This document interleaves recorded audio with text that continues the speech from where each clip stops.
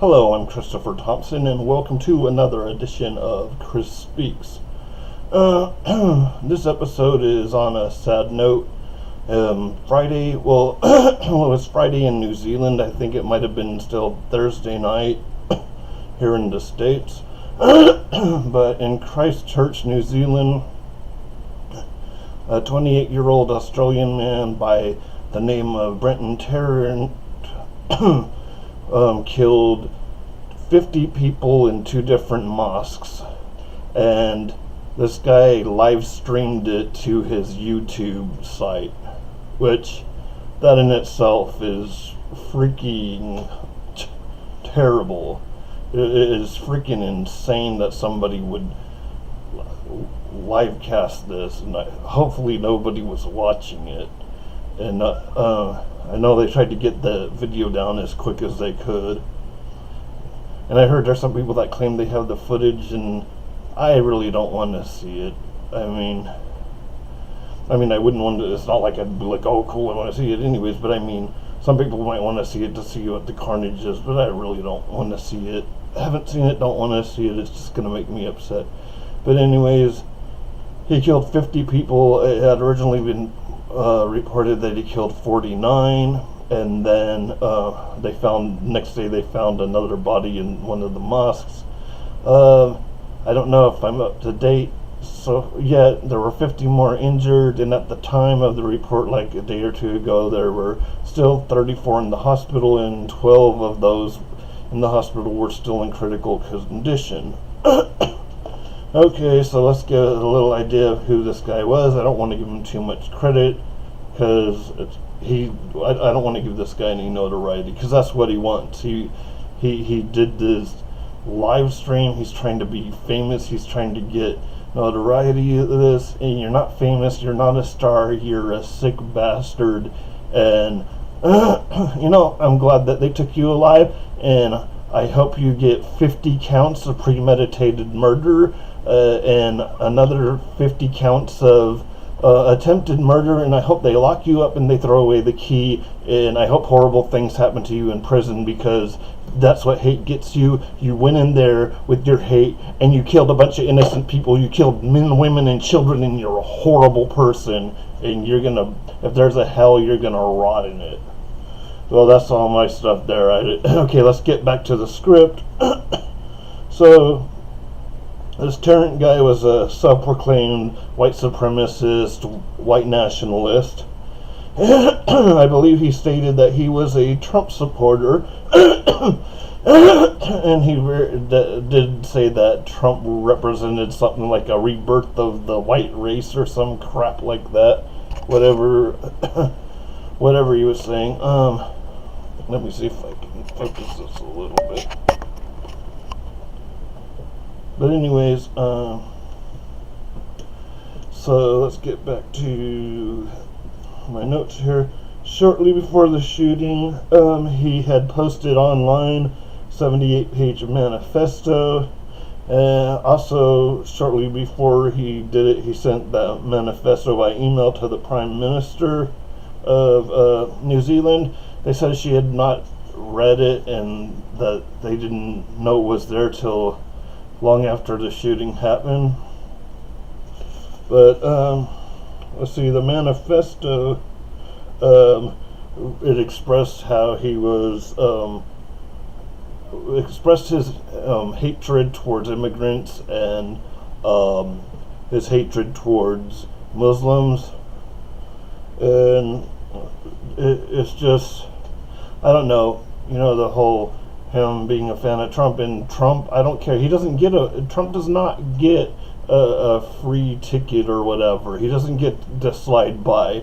And no, he didn't pull the trigger, but this guy, our president, who's supposed to be this important person in the world, tells people in our country, all over the world, that Muslims are a problem and are scary and they're a danger, and that immigrants are a danger, and people like this who are crazy go out and they kill them. And they're saying, well, normal people, well, I don't care, because there's most of the people that support him are not normal people, and they go out and they commit acts of violence. And it's not just small just one little group, and most of his followers are these white supremacists, white nationalist people who are just full of hate, and they're just going out and they're killing people. And to say that people who are spreading hateful rhetoric have no responsibility, yeah, you have responsibility. When you say things and you're in a position of power, you have responsibility in what you say, because what you say has real consequences in the real world. You can't just go around and say, be violent, and don't expect people to kill people. It doesn't work that way. And the sad thing about this is a lot of these people in these mosques that died and were murdered, which were men, women, and children, they came to New Zealand and they as refugees, fleeing from their countries of origin in order to be safer. And look what happened. I guess they weren't as safe as they thought they were, because of some psycho with some vendetta against people who are the wrong skin color, wrong religion, wrong country of origin, comes and thinks he has the right to just snuff life out because I don't know, he's afraid of them because they're terrorists. No, you're the terrorist. You're the guy who went in there and killed people. Let's see what else. Yes, and this is in contrary to the United States. Right after this shooting happened, the Prime Minister of New Zealand vowed to change their gun laws, which are very lax for Western countries outside of the United States.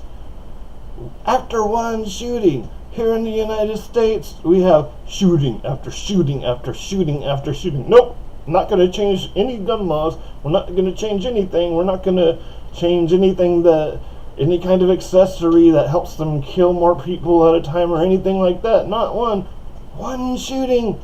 They're going to change their gun laws, or she says they are. But our politicians don't even say they're going to do it. As usual, what do we do in the United States? And the United States, our idea of we're going to help is we're going to offer you thoughts and prayers. Thoughts and prayers don't do anything. It's nice to pray. I know religious people believe in prayer, and it's nice to have thoughts and prayers, but thoughts and prayers don't do anything. I mean, thoughts and prayers, the people that were murdered in those mosques were literally praying at the time that they were being murdered.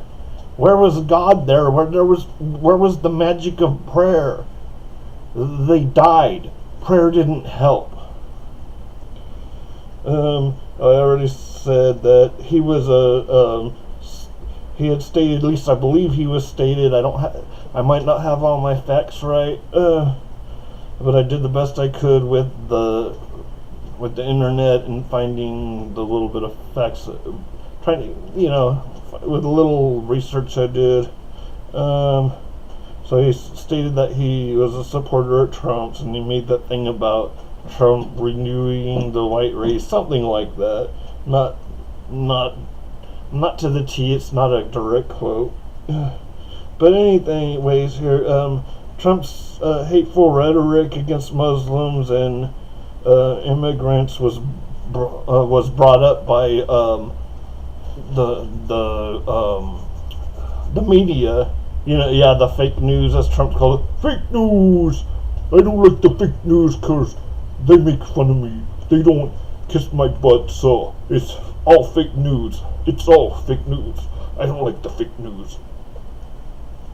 So it's fake news because they don't kiss his butt. But anyways, so people mentioned that and the conservatives' minds exploded. Specifically, Kellyanne Conway, who said that the media needs to shut up and pray. How's that working for you? How's that working for you? Pray? Like I said, they were literally praying as they were being gunned down. How is prayer working for you? It's not working at all. It's a nice thought. It's nice that people are praying, but why don't we actually do something? Why don't we do something to stop the hate, to stop the killing, to stop it? Why don't we do something to make things better? Instead of just offering these thoughts and prayers that don't seem to do anything. Oh yeah, and here, it's funny how Trump never gives a direct response unless now if the shooter was a Muslim or an immigrant or anything else he didn't like, then suddenly Trump would give you a direct answer. But when he was asked if white nationalism is a problem, because it seems like it's a global problem, and obviously this is in response to the shootings, he said, "Oh, I really don't think so. It's a small group of people who really have some problems, and that's it." Really? Yeah, because it's not white nationalism, it's not white supremacy, even though especially the people in the law enforcement people in this country say that, yeah, it's white supremacy, it's white nationalism, and it's right-wing radicals that are killing most of the people in terrorist attacks. It's not Muslims, it's not foreigners, it's homegrown white supremacist terrorists that are killing people. It's right-wing nuts that are shooting up campuses. It's right-wing Nazis that are going in and shooting people and shooting Muslims and shooting Jews and shooting all kinds of people and blaming them for their problems. And they've got someone in the White House that's blaming all the people that they hate for their problems. So that's where they're getting it from. I mean, this guy, and then he goes shortly from talking about that to saying, "We need to protect our borders. We need to protect our borders." More anti-immigrant rhetoric, and that's the kind of shit this guy went off on and started killing people over. Okay. Okay. I guess that's all I got on my notes. Thoughts and prayers. Oh, I think I might have skipped. Okay, I'm all out of notes. So I guess this is all me now. So let's see. So basically, I'm not getting a very good focus on this. Okay, so basically, this is how I feel. This hate is killing us all. It's killing us all. It's killing every one of us. This hatred of people being different, people being from different places, people having different religion, people having different skin colors. Oh my, for Christ's sake. And there's places where everyone looks alike. People find other things to kill each other over. Like, remember Milosevic? Man, they were killing people for having bluer eyes and blonder hair than them. I mean, Christ's sake. We always find something to hate on each other for, and it's, you just can, what are we going to do? We're going to kill everybody we hate till there's nobody left. We need to stop the hate because it's killing everybody. Everybody's dying because people are promoting hate, and there's people that are taking it serious, and they're taking this idea of a race war or a holy war seriously, and they're going out there and they're killing people. And to say that you can go to say, oh well, it's free speech. Yeah, it's free speech, and you can say what you want, and you can go out there and not get arrested, and you can spread all this shit about, excuse my language, I try not to cuss as much because I try to have it more of a larger audience, but I get frustrated sometimes because, yes, you can say what you want, but that doesn't mean there aren't consequences. That doesn't mean that you're not going to say something that triggers somebody out there to go shoot up a mosque, or shoot up a synagogue, or shoot up a school, or shoot up somewhere where there's immigrants. I mean, this is where you can't just say, oh, well, freedom of speech. Yeah, well, your freedom of speech is killing people. I'm not saying you can't have freedom. I'm not saying you should be arrested. I'm saying think of the consequences. Sometimes what you say gets people killed. Sometimes when big mouth people like our president or what's that guy here in Texas that's that's getting banned from everything, Alex Jones, or any people on Breitbart, when these people open their mouths and they blame people and they blame immigrants and they blame Muslims and they blame Jews and they blame black people and they blame anybody who's different than them, and they claim that there's a white genocide and all this crap that's going out and that the white people need to fight for themselves. They are saying stuff that certain people are going to take serious, and they're going to do something about it. And you know, some of these people, they go out there and they say this stuff and they mean it, but some of you punks out there, you don't believe it. You're getting ratings. You're doing this crap and you're just saying things for ratings, and you're getting people killed to get ratings. I'm sick of it. I'm sick of this. I can say what I want. Yeah, well, what you're saying is getting people killed. What you're saying is getting in this guy's brain, and he says, oh, they're right. They're right. They are a danger. They are a threat. We should go kill them. And guess what? He went and he killed them. He went and he killed them. So, you know, yeah, say what you want, but don't go if somebody says, oh, well, you know, they were a fan of so and so said this and that, and don't say, oh, well, I had nothing to do with that. Well, you didn't pull the trigger, but you gave him the ammo. Not literal ammo, but you gave him the ammo in his brain. You gave him the motive. You gave him the motive, the reason, the want to go out and do that. So, well, a normal person, well, he wasn't a normal person.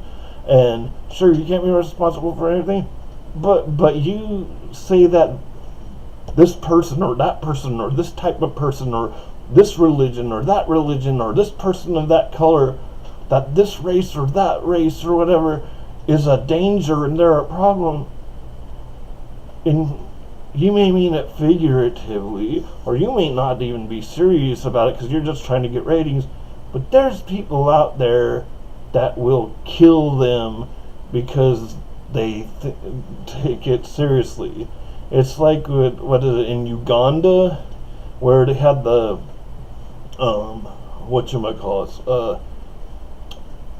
call those guys? The evangelists, the American evangelists went out there and they gave them the whole spiel about the gay agenda and this and that, and they got these people so serious about it because when they told them that the gays threatened their family, they took it seriously. They're trying to destroy my family.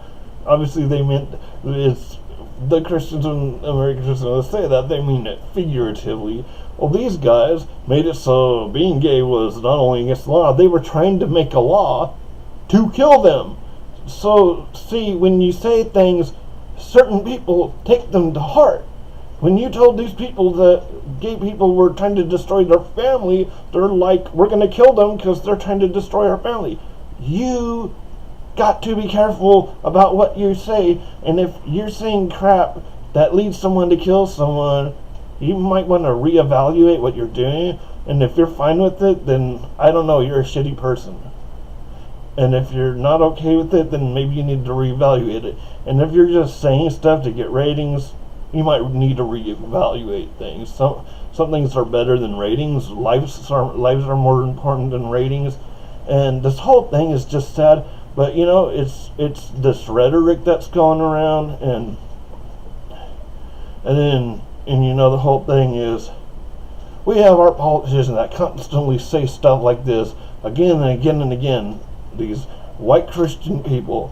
And then now we have a thing where we have a woman that's in the Senate, Ilhan Omar, and she simply said two things like APEC has too much power and too much influence upon the politicians, and that and criticized how Israel treats the Palestinian people, and they say that she's anti-Semitic when she said nothing that was anti-Semitic.